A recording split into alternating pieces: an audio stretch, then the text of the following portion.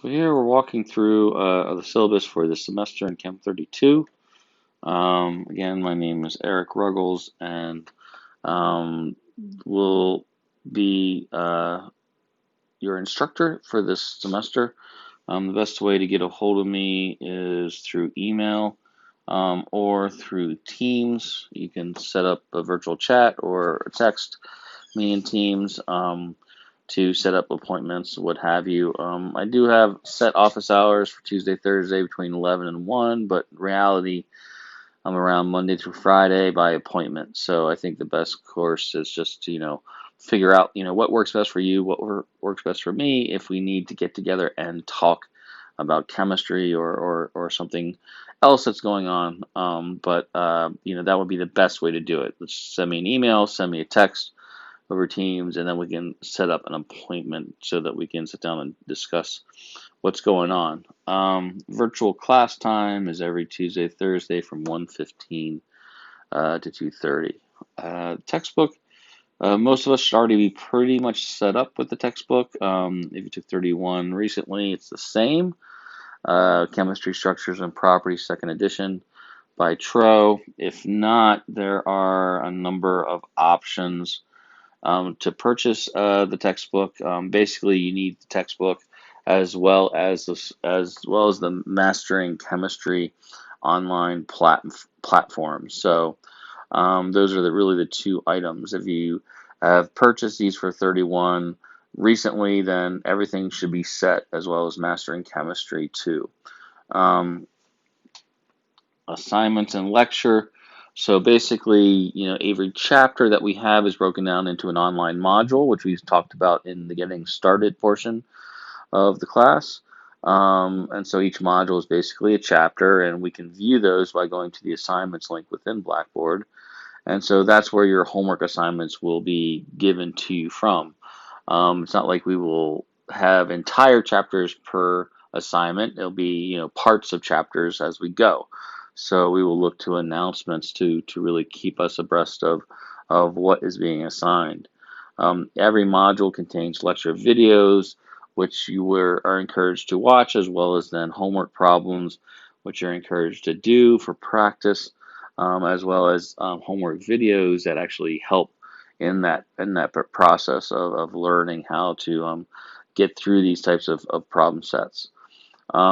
Basically, these homework assignments will be assigned prior to the next class. So normally, at the end of each class, we'll have an announcement that reminds us of what we did in that class, but then also what is assigned for the actual next class. The video lectures basically are going to house, the new material and the concepts that we're talking about, as well as sample problem solving sets within those videos. And then the homework problem sets really strengthen that idea of what's in the lecture video as far as now actually doing the mathematics and tying it to the actual concept. There's also homework problem video examples, which are just me doing homework problems to try to help bring those two together if you have questions. These are like mini lectures with specific problem emphasis. In class, all of our lecture classes will be recorded, so those will be posted in video format in Teams for those to re-watch if necessary. There will also be PDF versions of those posted on Blackboard within the course notes link. That course notes link is within course materials, which we talked about in getting started. Our virtual class time is, every Tuesday, Thursday from 1:15 to 2:30, and this is really total question and answer period. So the idea is that you as a student are doing the homework prior to class, and you have questions, and so we're using this class time to answer any question you might have as far as whether they're concept questions or questions about the lecture or homework problems, exam questions, quiz problems, et cetera, et cetera. Whatever questions we have, that's what this virtual class time on Tuesday and Thursday is going to help us get through. So the idea is that you're trying these things on your own and realize that you might get stuck in, okay, well, now we go to class time, and that's when we can now figure out, okay, this is, where you went astray. This is how you correct it. This is maybe what you want to think about, and try to re-emphasize what was learned in the video examples, the video lectures. Also, there'll be discussion boards as well. That we talked about that in Getting Started too. So if you do have questions, that's another venue to pose those questions is on discussion boards. Office hours, like I talked about earlier, our class is pretty much like office hours as far as Q&A is concerned. But if you need to meet with me, no problem. Just send me an email or a Teams meeting or Teams text, and we can set up a meeting so we can discuss whatever issue you may have. As far as extra practice goes, there's in the course materials we have blank exams from 2019 and 2018. These are real exams given those years. Please understand that our exams are going to be a little bit different since we're completely online. These were years where we were in the classroom, so it is a different style, but the questions are definitely still relevant. So it's still good practice. I do emphasize do not study with just the old exams. That's really setting yourself up for a possible problem. It's really the homework that's the most bang for your buck. So, it's those homework problems that are so important that are assigned after every class. Throughout the semester, we'll have recitations. It won't be every Monday, but we'll basically do quite a few Mondays throughout the semester where we'll have a review session from 6:45 to 7:45 on Teams. Also, the Sunday before a mid-semester exam, we'll hold another review session from 5 to 7 p.m. And so again, these are similar to class time. It's really just question and answer periods, but just at different times in our class, and really just trying to help us prepare for, what's coming our way as far as, once we get enough homework under our belt, we can start to have a Monday evening review session, as well as once we get close to an exam, hold the review sessions to make sure that we're, getting all of our questions answered. And preparing for what's coming our way. Again, these will be recorded as well and posted on Teams too. So, they will be available to everyone just as well as our virtual class time lectures. Homework quizzes. This is a portion of your grade. There are 10 of them. For 31, we only took the top 10 out of 12. Here, all of them are counted, so you do not want to miss a quiz. These quizzes generally have about a 5-day turnaround time, which means there's plenty of time to get the quiz done. Really, you're hard pressed to get excused out of it given the time frame. So please put these on your calendar. These are easy ways to get points throughout the semester.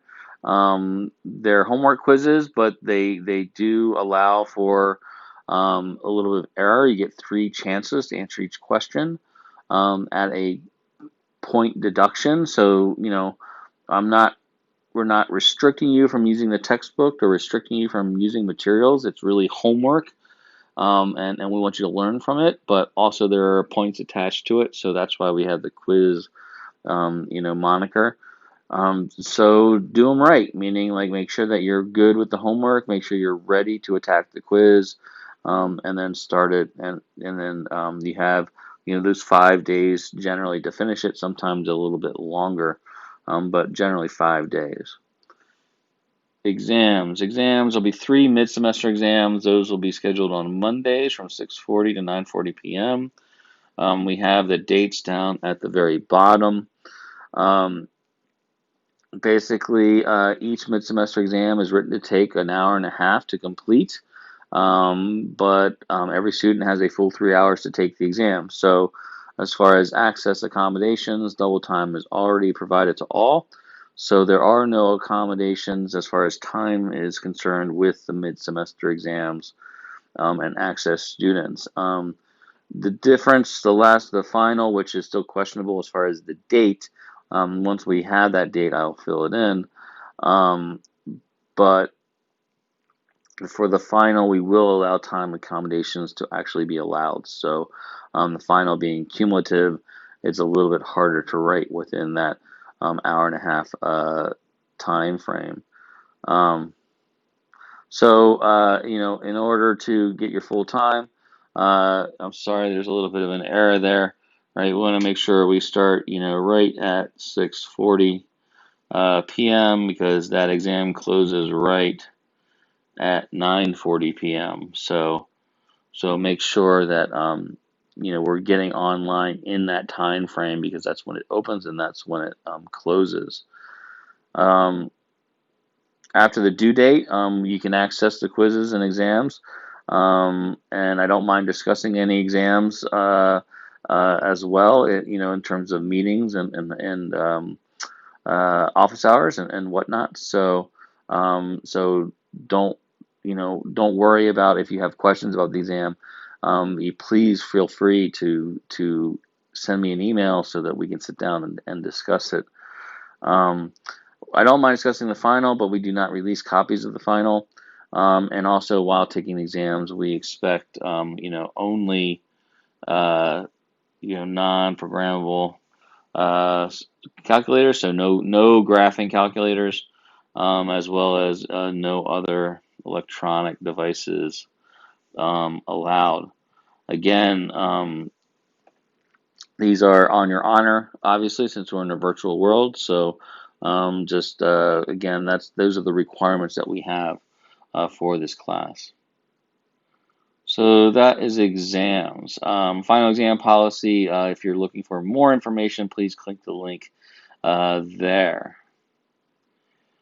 As far as the lab goes, it's like last semester for those, or like 31. Lab manuals can be found on the Blackboard website for your Chem32 lab. It'll be, you'll have two Chem32 sites, one for the lecture and then one for the lab. So that's the lab portion. You need to have, a lab notebook. You need to have safety eyewear if you're doing the in-class portion of the in-house portion of the lab. You can get those at the stockroom in terms if you forget, but go to basically the bookstore and you can buy your safety eyewear there. Contact lenses should not be worn. If you don't have anything else other than contact lenses, then you need to inform your TA right away. We have to have safety masks as far as our COVID-19 regulations. Again, these are two reasons to get zeros for an experiment. Not coming prepared with your safety eyewear or your COVID mask, as well as then proper lab attire. No shorts, no short pants. Basically, things that expose a lot of skin are not really needed in the lab because that just allows for skin exposure. Full shoes, sorry. No open-toed shoes allowed. Again, make sure that you're wearing the proper lab attire because if you're not, you can basically again get a zero for that experiment since you're not ready. Prior to start a lab, you need to have the components, your safety mask, your safety glasses. You also need to take the presentation safety quiz. Attendance is mandatory, for these lab sections, for the in-house lab sections. If you don't hand in your, or do a lab experiment, it counts as an absence. So if it's an online experiment and you don't do it, it counts as you being absent. If it's an in-class experiment and you don't go to class, again, that counts as an absence. And if you have more than two, that's an automatic F for the course. Not for lab, for the entire course. So lab is a great way to help students grade throughout the semester. And by that rationale, you need to attend, and you have to make sure you attend both in the online site as well as the in-house site. Um, Lab videos for those looking to see what's coming their way that week. This is a really great resource to really help you understand what needs to be set up, how you set up the equipment for the experiment that you're running, but also can also help you with information for quizzes, things of that nature. The third part is course grades. In course grade, basically we have 1,000 points for our grade. 1,000 points is then split between 4 credits. So 3 credits is a lecture, which is 750 points, and that's our class. And then we have the lab.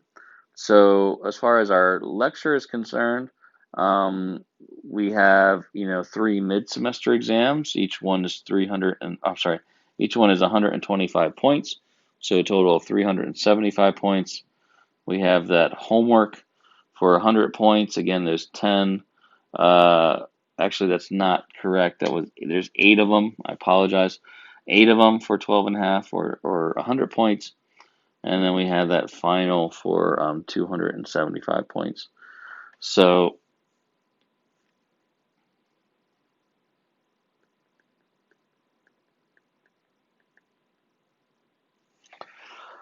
that's the total that you get for the actual lecture component. And what I also do is I allow for basically, one of your mid-semester exams to possibly be dropped depending on how you do on the final. So one of the policies I have in the class is if your final exam score is higher than your lowest mid-semester exam score, the final exam can count twice. It can count as the final and then also replace your lowest mid-semester exam. Again, provided that the final exam is higher in score. So, for example, we have two students here with example 1 and example 2. For example 1, we find that the student had, really a low score for exam 2, and we find that the final was higher than that lowest mid-semester exam score. So what we find is a replacement, and so we see that in the actual counted scores with the final counting as the final in that 75%, but now replacing the lowest mid-semester exam score. So the final is a nice way to possibly, throughout the semester, there's always a low point. It seems like, we're getting maybe a little bit sick or just tired or lots of exams and papers due in a particular week. And so this is a way to help out at the end of the semester. If you look at the next student, the final is actually, the lowest of the bunch. And so, it doesn't replace, any of those scores at all because, it's the lowest out of the bunch. And so it is just then counted as the final. And so we add all those up, and those are then your points for the lecture portion of the course. For the lab, we have then the remainder, which would be the 250 points or 25% of the grade. And so that's split between the safety quiz, pre-labs, lab reports, etc. throughout the semester. At the very end of the day, we basically just add up all the points and divide by 1,000. So our first student had a total of 769, so they got a 76.9%. Our second student had a 71.65 or 71.65%. So we just add all of that up. And determining these grades and semester exams and homework, remember academic integrity, right? That we take things very seriously, and anyone suspected of violations will be, put forward to the Center for Student Ethics and Standards Committee for further investigation. You can find all that information via the link. Basically, don't cheat, guys and gals. All right, part 4 is the schedule, and this is a tentative lecture schedule. This is what I try to follow And so this is basically week by week. We go through the semester, trying to highlight important days in bold, such as exam days, last day to add without permission, add drop, etc. And so, for instance, February 1st, through the 5th, our first week, we're going to be talking about the syllabus, and we're going to be talking about chapter 13, right? We then get to the second week, and now we're talking about chapter 13 and 14, and so on and so forth. And that takes us all the way through exams. So these are all the assignments that I will give you. I will break them down by day or by class. But this is the total. Sorry, that's my dog Greta. This is the total assignments that will be given to you throughout the entire semester. So you do have access to everything that's actually being assigned. Part 5 is the laboratory schedule. It depends on, there are 2 different schedules. One is set up for lab groups A and B. This is the hybrid, meaning that sometimes we're in the classroom and sometimes we're not. So, for instance, for the first 2 weeks, there are no labs, but we do have online things we need to do, such as the safety quiz and presentation, purchase lab gear, review the introduction to lab, etc. But the first week that we start, which is 2 weeks in, February 15th to February 19th, right, Lab A is in person while Lab B is online. And then the next week it switches. It doesn't always switch back and forth, so make sure you follow when you're supposed to be online and when you're supposed to be in lab, okay, or in person. So, for instance, March 1st to March 5th, where everything is online, right? So make sure you use this or your lab Blackboard site to make sure you understand whether you're online or in person. Then, at the very end of this, which is right here, is then the online group. So if you are from home this semester and so you're totally online, here are the set of experiments and the order that you need to do your assignments with. So keep in mind in the lab side of things, you got to know where you're at. Are you in lab A group, lab B group, or completely online? The last bit of the syllabus is split up into accommodations. Here we have access accommodations. If you have access, please get a hold of me through email or Teams so that we can discuss what those access accommodations are. Remember, we already talked about exams. There are no time accommodations for exams given how we write our mid-semester exams. The only time I get time accommodation that would be allowed would be for the final exam. But let me know what Access tells you and what type of accommodations we can look at, and how we can proceed to make everything as best as we can for you and your learning style.